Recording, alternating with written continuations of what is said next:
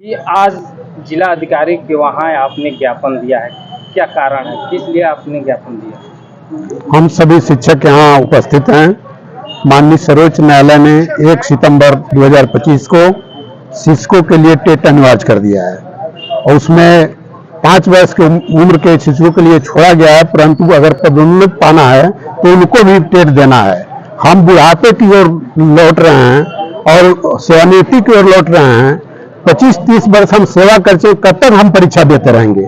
हम परीक्षा ही पास करके तो हम यहाँ तक पहुंचे हैं। हमारे बहुत सारे टीचर जो है कि टेट पास करके आए हैं। 2011 में टेट लागू हुआ, सब लोग टेट दे के आए हैं, उसके बाद भी हमसे टेट की अपेक्षा की जा रही है। तो शिक्षकों के लिए एकदम जो है उनके हितकर है, ये जो है शिक्षकों के विरुद्ध है। इस कानून को हटाना बहुत जरूरी है। न हमारे शिक्षक जो आदेश आपका है, जो भी आदेश आया है, ये सुप्रीम कोर्ट का है जी, इस पर क्या आपका विचार है? हमारा विचार है कि हम अपने ज्ञापन के माध्यम से प्रधानमंत्री जी को, मानव संसाधन विकास मंत्री जी को, अपने क्षेत्र के सांसद महोदय को, राज्यसभा सदस्य को, सबको ज्ञापन के माध्यम से हम सूचित करेंगे कि लोकसभा में पास हो कि टीचरों को, शिक्षक को जो है टेट से मुक्ति दी जाए। हमारी परीक्षा बार परीक्षा न ली जाए। अगर आपकी मांग नहीं पूरा होता है तो फिर अगला कदम आपका क्या होगा? हमारा अगला कदम है दिल्ली के जंतर मंतर पे मैं धरना दूंगा, आमरण अनशन करूंगा और आमरण अनशन हमारा ये टेट हटने तक हम उस पर बैठे रहेंगे। हमारे सामने मरने जीने का आ गया। हमारा परिवार जो है कि हमको नौकरी से हटा दिया जाएगा अगर हम टेट नहीं पास करेंगे तो इसलिए हमारा परिवार जो है भुखमरी के कगार पर है। हम इसके लिए आमरण अनशन तक करने के लिए तैयार हैं। सर, आपको क्या कहना है इसके विषय में? आप देखिए, एनसीटी का गठन जो है 1900 यहाँ लगा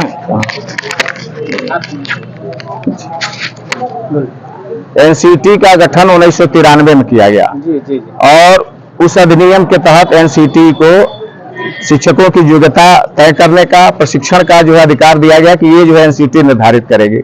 एनसीटी ने 2010 में ये तय किया कि और जिसे आरटी एक्ट 2011 लागू होने के बाद जिसको लागू किया गया, उसने कहा कि प्राथमिक के शिक्षक के लिए इंटरमीडिएट और बीटीसी और टेट परीक्षा होगी और ग्रेजुएशन कक्षा 6 से 8 में पढ़ाने वाले शिक्षकों के लिए ग्रेजुएशन और बीटीसी और जो है टेट की परीक्षा होगी। लेकिन उसी अधिसूचना में एनसीटी ने कहा कि इसके पहले जो के शिक्षक जो नियुक्त हैं उनको इस टेट परीक्षा से मुक्त रखा गया है। माने जो उसके पहले से नियुक्त हैं वो टेट की परीक्षा जो है नहीं देंगे और उसके बाद से उसी बेस पर जो है 2011 के बाद से जो है नियुक्तियां होती रही टेट के माध्यम से और फिर जो है ये 15 में आकर के जूनियर हाई स्कूल में भी सीधी भर्ती हुई टेट परीक्षा के माध्यम से। और बाद में भी जो है स्पष्टीकरण दिया एनसीटी ने 2019 में भी कि पूर्व के नियुक्त शिक्षकों के लिए टेट जो है अनिवार्य नहीं है। लेकिन एक मुकदमा चल रहा था जिसमें जो है ये फैसला आ गया 1 सितंबर 2025 को कि जो पहले के भी शिक्षक नियुक्त हैं उनको भी टेट देना जो है अनिवार्य है। अगर वो टेट नहीं देंगे तो सेवा से बाहर कर दिए जाएंगे। तो ये जो जिस बेस पर ये नियम पास किया गया वो नियम बना था 2017 में, जबकि इस नियम की किसी को जानकारी नहीं थी। हम लोग बहुत दिनों से सेवाओं में हैं, 34 साल से सेवा में हैं, संगठन के पदाधिकारी भी हैं, उस समय भी जिलाध्यक्ष थे, लेकिन कभी इसकी कोई चर्चा न हुई, न तो प्रदेश की चर्चा हुई। इसको दबा के रखा गया और एकाएक जो है उस आधार पर यह फैसला आ गया कि सबके लिए टेट अनिवार्य कर दिया गया। अब बताइए, जो लोग 55-56 की अवस्था में हैं वो कैसे टेट देंगे? उनकी याददाश्त तब तक कमजोर हो चुकी रहती है।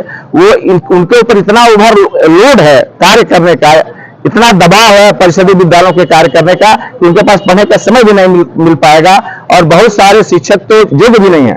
और संविधान के अनुच्छेद 20 ख में भी लिखा है कि जो भी नियम बनता है नियुक्ति के संबंध में, वो जिस दिन नियम बनता है उस तिथि से नियुक्त होने के बाद से वो नियम जो है प्रभावी होता है। लेकिन इस फैसले में इसका ध्यान नहीं रखा गया कि जो पहले के शिक्षक हैं उन पर ये टेट वाला नियम जो है लागू नहीं होता।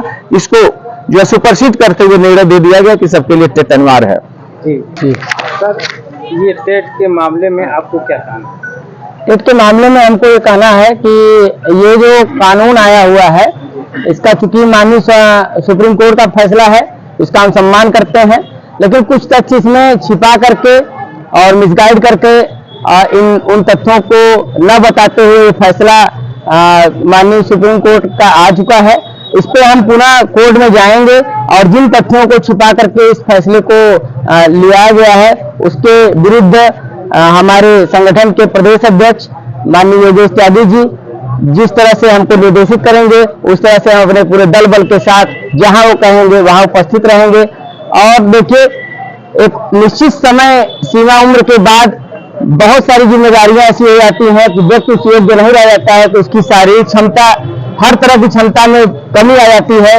तो बौद्धिक क्षमता भी, हम ये नहीं कहते हैं कि हम टेट नहीं पास कर पाएंगे, टेट पास करना जब जी जान लगा के पढ़ाई की जाएगी तो पास कर लिया जाएगा, लेकिन जिस समय जिन शिक्षकों की नियुक्ति हुई उसके बाद उसके पहले के शिक्षकों पे वो नियम लागू करना ये कतई न्याय संगत नहीं है।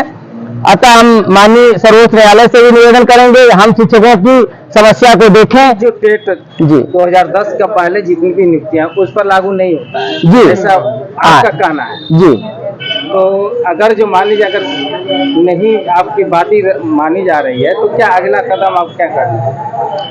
बात मानने का मतलब हम जाएंगे न्यायालय में, अपनी बात को माननीय न्यायालय के सामने रखेंगे और उन आप सरकार को ज्ञापन दे रहे हैं जी, तो सरकार से नहीं वार्ता आपकी करनी है जी।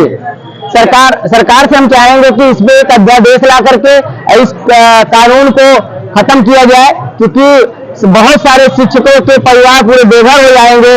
और एक हमने IAS पैदा किए, PCS पैदा किए और आज जिस नियम के तहत हम नहीं होने चाहिए उस नियम के तहत भी हमको ला करके इस परीक्षा के लिए बाध्य करना एक कतई न्याय संगत नहीं है। माननीय सर्वोच्च न्यायालय से हम बिना निवेदन करते हैं कि कृपया इस तरह के कानून पर पुनः विचार करते हुए इस कानून को वापस करें। और इसके संबंध में हम माननीय प्रधानमंत्री जी से, माननीय मानव संसाधन मंत्री से, सभी से चाहेंगे कि आप इस नियम में संशोधन कर इसका एक अध्यादेश पारित करें और हम सभी शिक्षकों की नौकरी को। आपके पीछे एक शिक्षा मित्र भी है जी, उनके विषय में आपको क्या कहना है? देखिए, शिक्षा मित्रों के साथ भी जो हुआ, हम चाहते हैं कि उनके साथ जो एक सरकार ने, जैसे मेरा अपना मानना है कि जिस सरकार ने वो नियुक्ति किया उसमें टेट लागू किया, फिर टेट शिक्षा मित्रों ने दिया और देखिए उसमें बहुत सारे शिक्षक, जबकि बहुत ही गलत कानून था, उसका हम कहीं से किसी तरह से समर्थन नहीं करते हैं और बहुत सारे शिक्षा मित्र साथी हमारे काल के गाल में समा गए। वही स्थिति अगर ये कानून, और ऐसा नहीं है कि जो टेट पास कर चुके हैं अगर ये कानून मान लिया जाता है तो आगे आने वाले कानून उनके विरुद्ध नहीं बनेंगे। मान के चलिए तो हो सकता है कि ऐसा कानून फिर आ जाए, सुपर टेट पास करिए, हर 3 साल में टेट पास करिए, हर साल पास करिए, तो हर साल हम अपनी योग्यता को कितना साबित करेंगे। जिस समय हमारी नियुक्ति हुई उस समय हमने उस योग्यता को धारण किया था, उस योग्यता के अनुसार हमारी नियुक्ति हुई और उसी नियुक्ति के आधार पर हमको हमारी सेवा में रहने दिया जाए, यही हमारा निवेदन है। बहुत बहुत धन्यवाद।